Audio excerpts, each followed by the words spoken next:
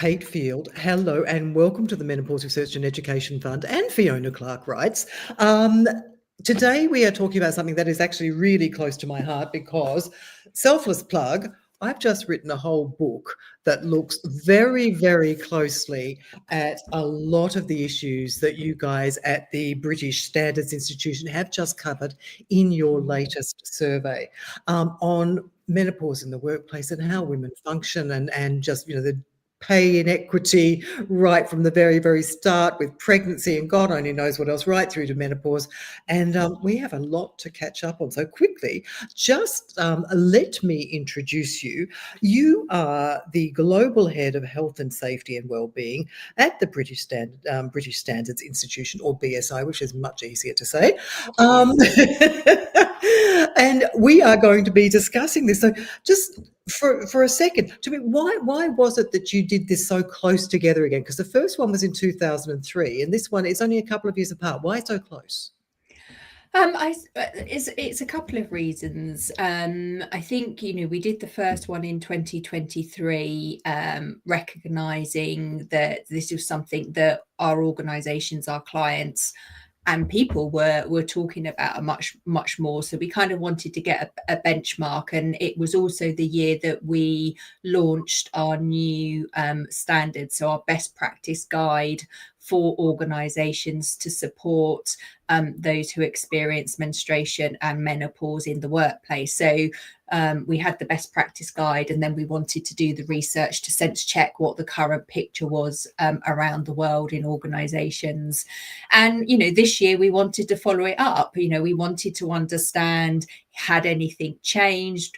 Were the standard, the best practice guide, had that changed? Had some of the bigger stuff that's going on in the world changed people's perceptions? So it was kind of an opportunity, to see what's changed, what hasn't, what's improved, and maybe what's gone the other way, which was, spoiler alert, some of the findings. Yeah, yes, it was. Yeah, they were interesting, weren't they? Because the big thing that, the incredible improvement in awareness of menopause and menstruation type issues from 7% up to 44%, that's a very, very big jump. But then we found that 1/5 of workers still expected to leave work early. 32% said that health was still a barrier. So there seems to be this sort of disconnect between the awareness and then the action on the other side. What's missing? So let's start with the celebration, and you're right. In 2023, only 7% of our respondents talked about whether there was any sort of policy around menopause and menstruation in their organizations, and that's gone up to 44% in our recent survey. So yay! Amazing. It means people are at least talking about it, which I think is a step in the right direction. But and we see this in all areas within organizations. A policy document is only a piece of paper, and quite frankly, it's meaningless unless organizations actually do something. And you're right, there is a real disconnect between kind of what maybe is on paper and what's actually happening and being felt by the people in the workplace. And I think flexibility is a really great example. So both in our original study and this study, as you've highlighted, kind of the biggest thing that would make a difference for women to stay in the workforce and not be forced out early, particularly if they're experiencing, more complex or challenging menopause symptoms.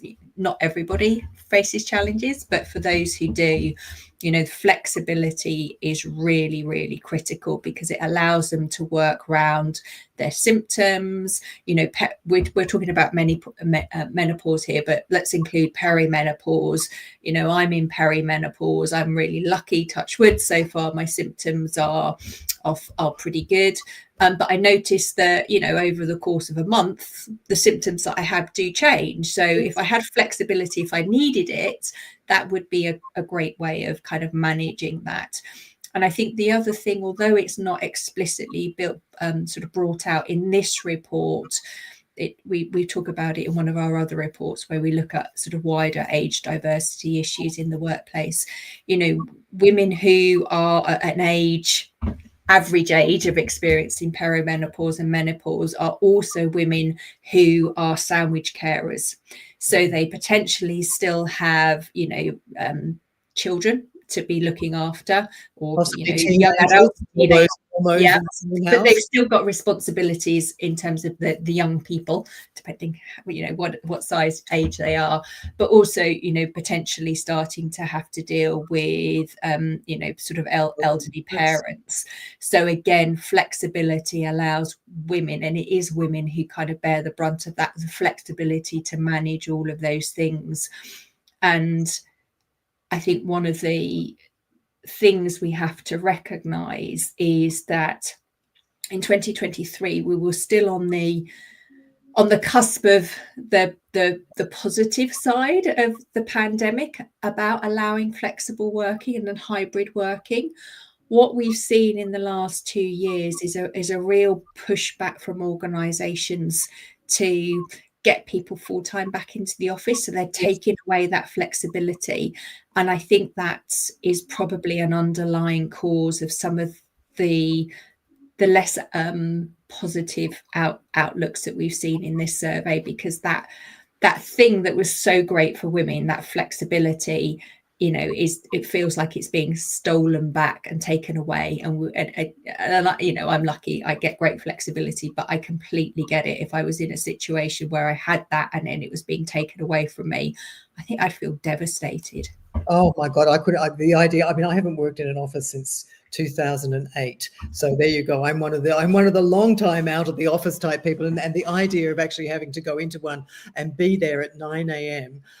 I mean, it fills me with abject fear, I've got to say. It was Yeah. like, no, I don't Yeah. ever think I could do it again. Yeah, it's a very, very scary thing. But of course, I mean, also there are some industries where you can't have that flexibility at all, really, aren't there? I mean, if you're in a hospital, or if you've got children and you've got your classes start at 8:30 a.m., you don't have that kind of flexibility. Yeah, I mean, I think, we kind of use a lot of these terms a little bit interchangeably but not being clear what they are. So we talk about hybrid, or we talk about flexibility. That might be about the location that we work. So whether we are in a dedicated working space, an office, or is it in another location that works for us? And that's most often home. But the flexibility is often other things. It can be flexible working times.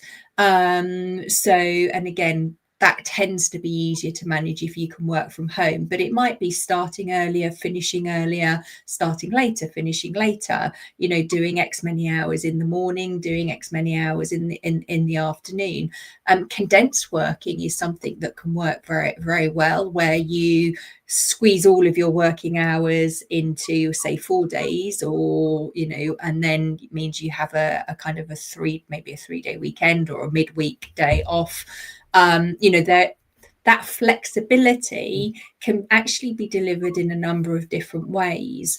And you're right to call out, there are a lot of sectors where working from home isn't an option. But I think one of the things that's really interesting, if you look at the sectors that have a lot of women, so something like healthcare or retail, one of the things that they have is actual flexible hours, because they have things like shifts or part-time working. Yeah.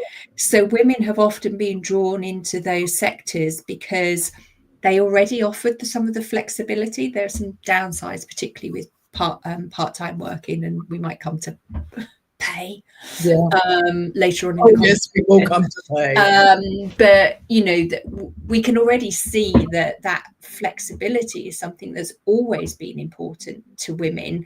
They've gone to the sectors that allow it in different ways, and now there's an expectation and a need, if we're really going to embrace the amazing talent and experience of women, give them the flexibility.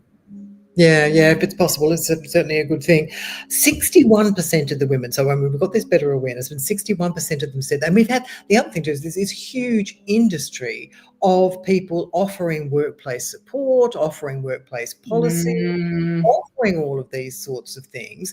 And yes, you've mentioned that that people may be taking them on board, but then has it become a tick box exercise then? Because if we've got 61% of your women here saying they've never heard their employer talk about policies in any meaningful way, that's a little on the scary side.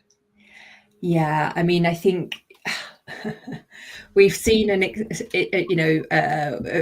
the last few years, we've seen an explosion of sort of well-being apps, giving organizations giving access to apps to help with your mental health or your well-being or your meditation or whatever. And now we've seen this same sort of explosion of menopause apps.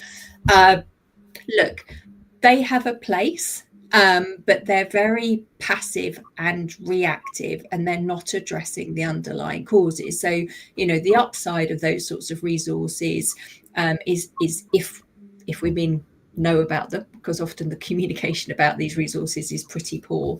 If they know about them and access them, they can be useful, sources of information, and give some guidance and advice. But actually, it's the organizations themselves that need to take the action. Are they training up their line managers about having a conversation? Are they providing other forms of sort of communication to their workforce? If they don't want to talk to their line manager, again, we might come back to that, especially if they're a man. Mm. Is there somebody else that they can go and talk to? Are there menopause champions? If you're a big organization, maybe there's occupational health. So what are the things in practice that an organization is doing? And that's where we see that there's gap, where they haven't got their flexibility. There isn't clear ways to even have a conversation and start to ask for adjustments. So yeah, it needs proactive steps. And as you said, our report showed that, yeah, they've got a policy, not so much doing anything actually practically about it Yeah. yet. Coming back to the men and talking to managers, I mean, this, yes, and giving management training as well.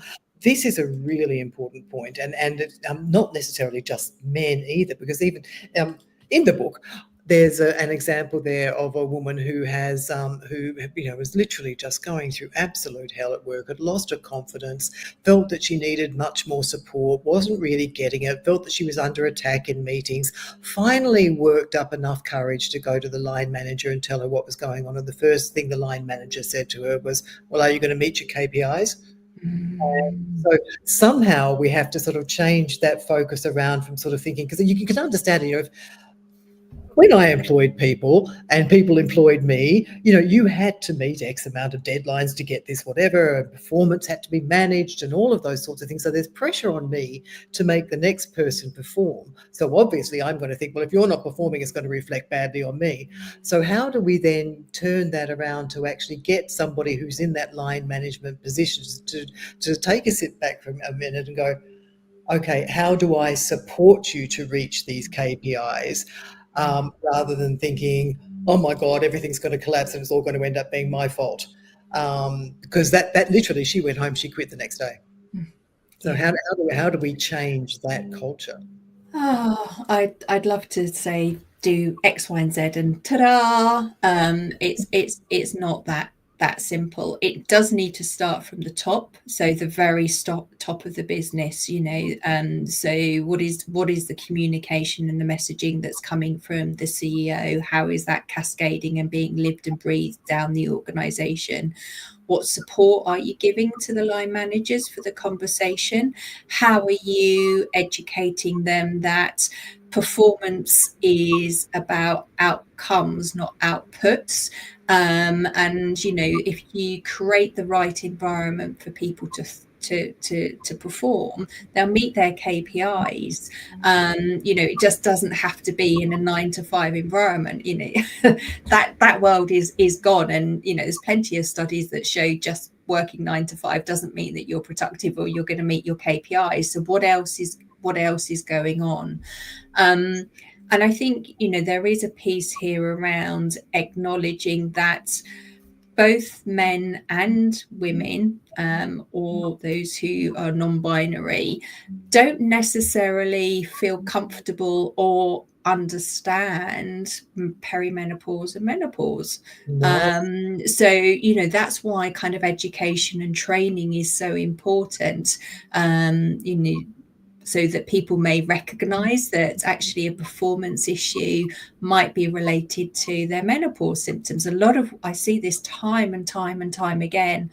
A lot of women start to have sort of performance issues. They start to feel that they've got that brain fog. They can't concentrate. They don't seem to be performing as well, without realizing that the chances are, if they're of the right sort of age, that it might be hormone related. So there's a big education piece here, and then creating the environment for the support. And the majority of people with the right support and reasonable adjustments can perform just as effectively, but just maybe in a slightly different way. Yeah. But I am going to throw in an extra hand grenade into this, which doesn't come out in our report, around performance. We know from other studies by other people over the years that women are at a disadvantage when it comes to performance management anyway. We have to perform, generally 2, 3, 4 times better than male colleagues to even vaguely get the same sort of recognition. So, we've got this extra barrier that's there when we have conversations about performance. So it's a really complex picture, but it comes down to the culture of the organisation, which starts at the top. True. And I guess the other thing that this is, when the argument came up about putting menopause under the Disabilities Act, and Mariella Frostrup, explained it pretty well. We've been fighting very hard not to see this as a disability. Yeah. However, there are other people on the other side saying, well, hang on a second, actually, we've learned an awful lot from the disabled community. The word disability, we got very hung up on the semantics and the meaning of the word disability, because in America they're saying they've made some incredibly great progress in the workplace because of the disabled community. So in some ways the word doesn't necessarily matter. But my point out of that is, in the end, that again it's throwing up one of those obstacles where people are going to look at women and think, oh, when they were in their 20s they got pregnant and they disappeared and that cost us a fortune. Now they're in their 40s or 50s or however old, they can't concentrate, they're taking time off, this absenteeism and presenteeism and retiring earlier costs the economy 1.5 billion, and we start to look like a liability on the spreadsheet. How do we make sure that people don't perceive us as that? Because we do know that the quality that women bring to the workplace, and especially in board, when they are on a board, it does actually improve the bottom line of the company. So how do we make managers and employers then sort of think, it's not a liability. Actually, these people are still the same people that we employed. We just need to, at this particular moment, give them a hand. How do we make them not fear us? Yeah, so I think it's something that we need to be alert to. I think, doing it you've just done, showcasing the reams and reams and reams and reams of research that shows that organizations that have more women outperform those that don't, whether that's at board level or across the board. We know that the more diverse your organization in terms of thought, and that comes from having different people of different genders, of different ethnic backgrounds, of different social backgrounds, of all of those different things, the more innovative your organization is, therefore you're going to be more productive, and the performance is going to be there. So it is about showcasing that. I think building the business case in your own organization is an important part of that. But I think women face all these obstacles and we still outperform men. Is what I'd be tempted to say. We are experts at juggling, at making things happen. They are amazing skills. And I think, sometimes we lose sight that, men need time away from work because they have health conditions, or, fantastically, we are starting to see more paternity, and organizations that have seen that, they're seeing productivity increase again because they've got greater engagement from their workforce, their better work-life balance, all of those things start to come through.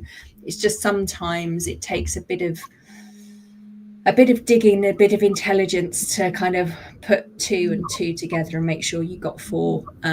So yeah, all of those things. But honestly, there's just a myriad of studies that show that having women in your workplace is going to do the just amazing things for your work and your Yes, organisation. we get things done. Speaking of having to work an awful lot and those gaps, the interesting thing too out of this, and I was actually surprised, I think when I sent through what I was going to ask you, because I thought, wow, 42% actually think that they're going to get pay parity. I was sort of like, really? Yeah. Oh, I really wish, because there was a railway union study, I think, that looked at the difference of what men and women would retire on, and I think there was a £209,000 difference between men and women, and the women would have to work literally until the age of 84 to make parity, which is unfortunately a year after the average life expectancy. So you're still working while you're buried. Mm-hmm. So were you surprised that Ford, even though it's down from last time, were you surprised that it was that high? And why was it? Why do we think it was down from last time? I think, was I surprised? No, sadly. We are not making the progress that we should and we need to in terms of pay parity. I mean, that is blatantly clear, and quite, and I don't want to get too downhearted in this, but it is a real barrier.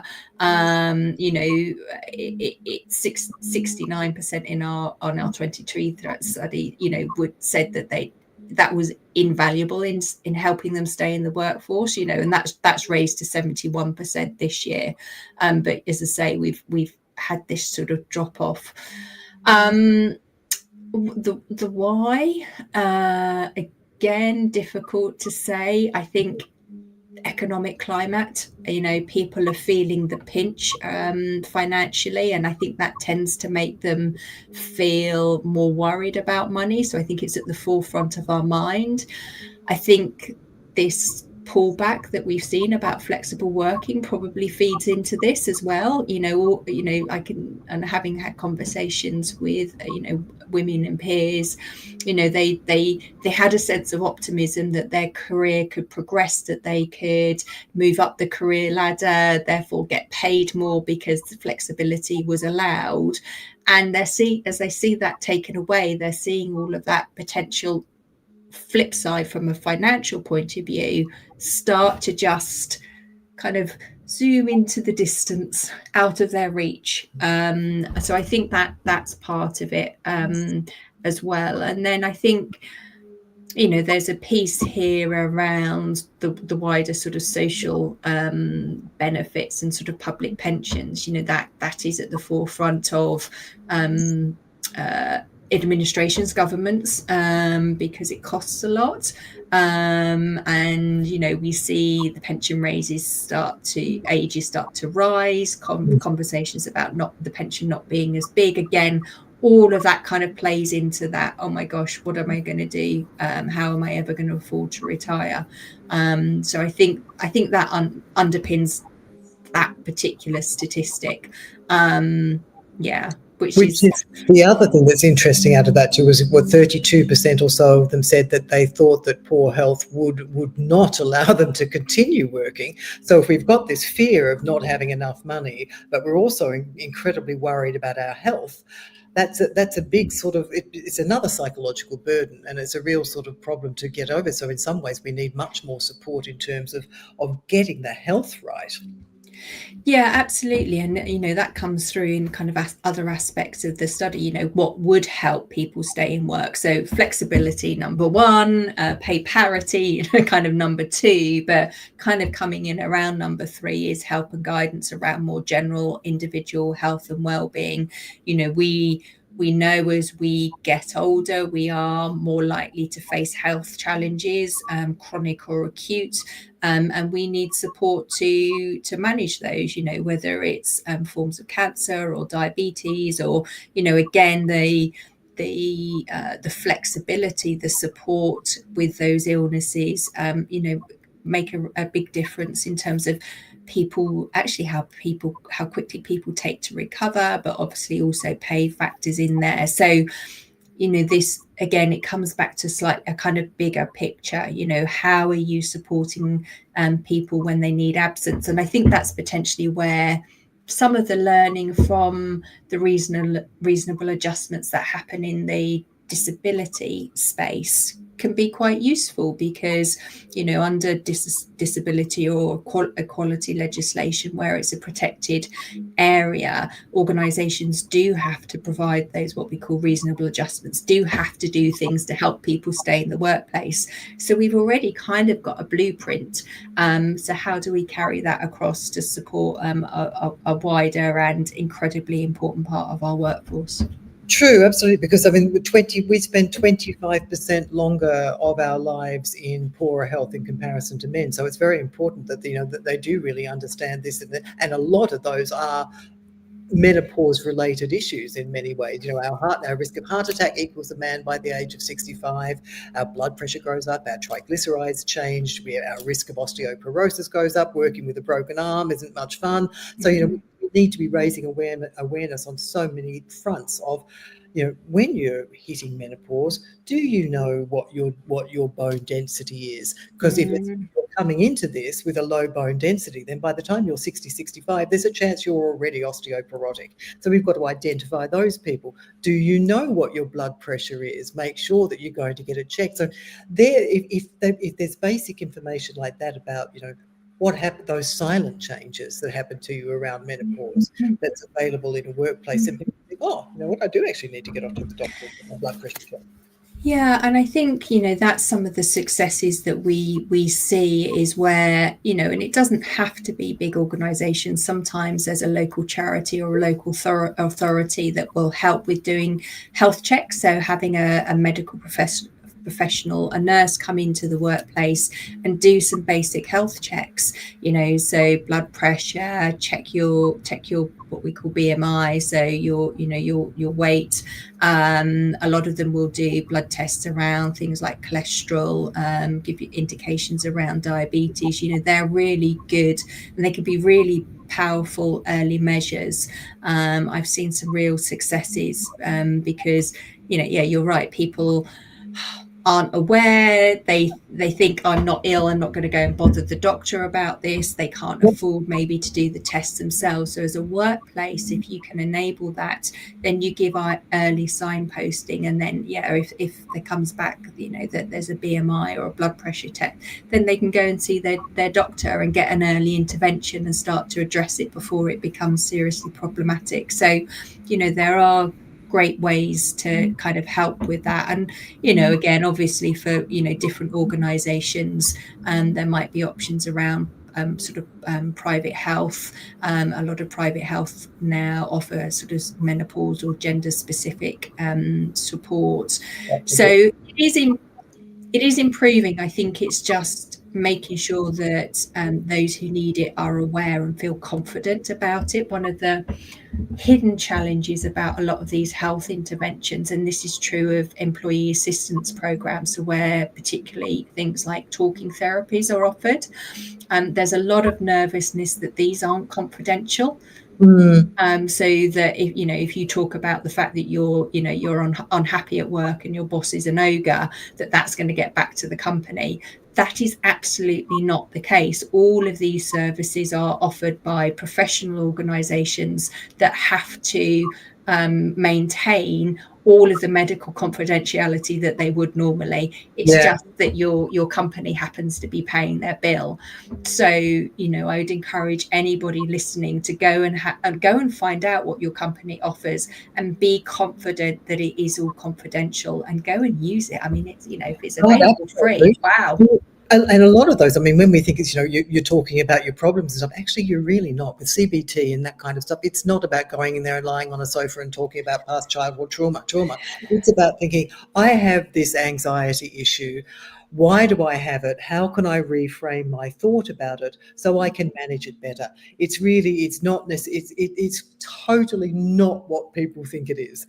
And it's a life skill. I honestly think it should be taught in schools. It's one of those things that's actually such a good thing. And the CBTI for sleep is just an amazing thing. And sleep is one of those things that just kills menopausal women. Yeah. Yeah, absolutely. We might have to do a whole separate session about sort of mental health and mental health in the workplace. This is your thing, isn't it? You've got the psychology. I'm gonna not jump on the opportunity to go down that rabbit hole. Yes, it would be there for you.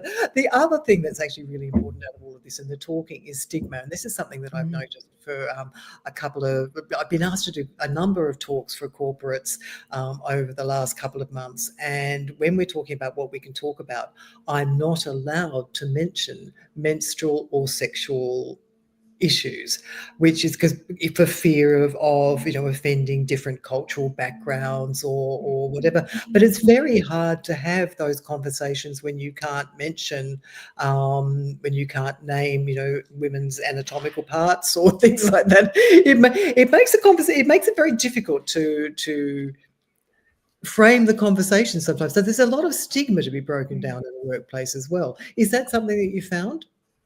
Yeah, absolutely. I think that, and that's the case, I think, with all health conditions in the workplace. There's always a nervousness about saying the wrong thing or getting it wrong or embarrassing yourself or embarrassing the other person.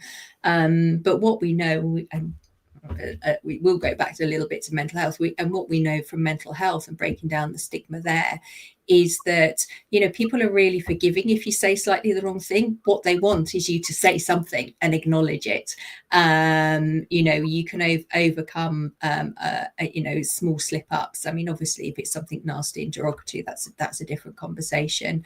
I think one of the things that I've found has worked well or has been a useful way in is, you know, in the workplace, you know, I think there's a sense of kind of, you know, there's some barriers around perceptions, isn't there? But I think one of the things that I found useful in these conversations is to say, you know, your wife, your depending on age, your mother, your sister, your children are going to go through this. What are the conversations that you're doing? Wouldn't you want to help and support them? You know, if you're seeing your wife struggle and she's not sleeping and she's talking about this brain fog, do you know what's going on? Wouldn't you want to help her? You know, here are your tools. And sometimes tapping into that personal connection, because we will all have all of the, you know, all of the men, all non-binary will have women in their life somewhere, you know, and it will impact them. So I think that can be a good way in to recognizing that. I think in different parts of the world, you do need to have some awareness of any sort of cultural or religious sensitivities. You know, so quite often, you know, sort of looking at different groups of people and having conversation or sense checking with people in Muslim countries, what might be the better way of having that conversation. Or, you know, sometimes you do have to be a little bit more intelligent about how you do it. But I find quite often just that you've got women in your life, don't you want to help them? is a great way of helping with some of that stigma and barriers. Yeah, absolutely. Especially when it comes to relationships and things like that. I mean, I've had women tell me that their husband was going to divorce them because they find sex painful and are therefore not wanting to have it, and the husband's happy to leave because they just don't know what's going on. And so, you know, if this isn't going to be resolved, I'm leaving, and that's just really sad. So, you know, no woman. Yeah. That's, you know, you're going to bring that to work with you the next day, because that's going to be, you know, I'm about to lose my entire family and my relationship because of this. So there's a lot of stuff that goes in this baggage. It's a big bag. It is, yeah. And I think again that's where the education, you know, I'd agree with you. You know, we get in some countries some extent some basic sort of, you know, sort of sexual sexual awareness sort of education, and I think, you know, actually we need to include some awareness around more general menstrual health, but and also menopause. And I think, you know, actually is there almost a kind of a point at which we kind of get, there's a return to school for those who are likely to experience menopause, about that education. How do we formalize it? Yeah, I did anatomy and physiology at university. Nobody mentioned any of this to me during that period of time. When I left the Australian Broadcasting Corporation, I went into medical publishing. So I've had 20 years in medical publishing. Nobody mentioned any of this either. And it was sort of like, wait a second, surely I should know about these things. Had no idea until actually it hit me. And then it was like, oh, Yeah, this is not happening.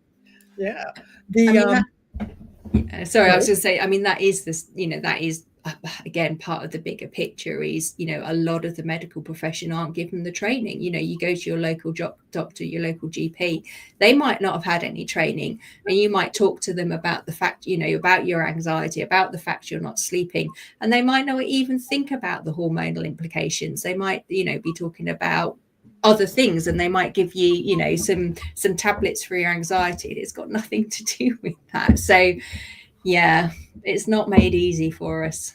It is not. I'm going to throw two more things at you before I let you go, and that is you also you looked at other countries, not just the UK. Were there any particular differences between those different countries in what you found, or was it all pretty similar? I mean, some of the headlines were really quite similar. You know, so the piece around what do people want? They want flexibility. I think it is there. I mean, some countries are a little bit maybe more advanced or less advanced. So, you know, places in Europe, so like Spain, they've introduced legislation around menopause leave. So, you know, there's some growing kind of emphasis there. But in maybe in Asian countries, where there are cultural barriers, it's more of a challenge. So, you know, we saw more challenges in countries like maybe China and Japan about staying in the workforce because of the cultural norms. So yeah, so things, and then there's oddities. So early departure was kind of most prevalent in Australia, Oh, which was a really? surprise. Yeah. Yeah. You'd think that maybe it might be a bit more supportive. So that was an interesting one. Whereas in China, they, and again, this reflects some of the existing sort of pension age, retirement, official retirement age. Only 13% of Chinese women said that they expected to early departure.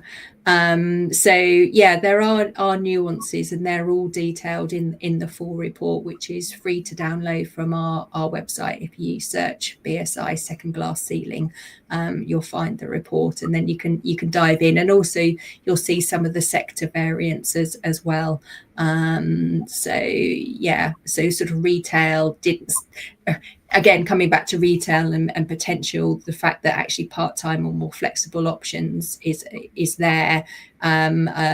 We saw that you know, there was almost a perception that there was going to be no retirement or no leaving of the workforce. So yeah, really nuanced. Yeah. The last thing I'm going to throw at you, of course, is, you know, women are not we're not passive vessels anymore these days, really. So what can women do in their workplace then to encourage their employers to do better? And what tools do you guys have that can help them? So let's start with the last question. So there is best practice guidance out there.